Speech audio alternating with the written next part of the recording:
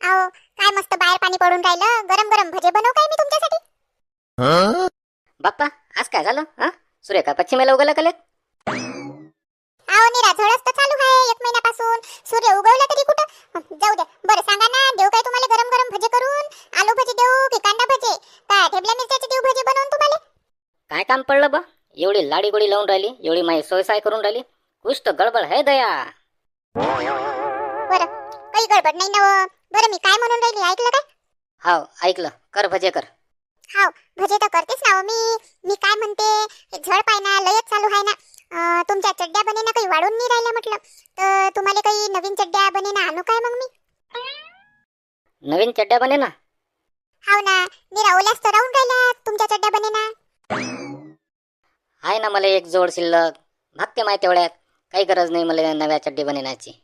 अहो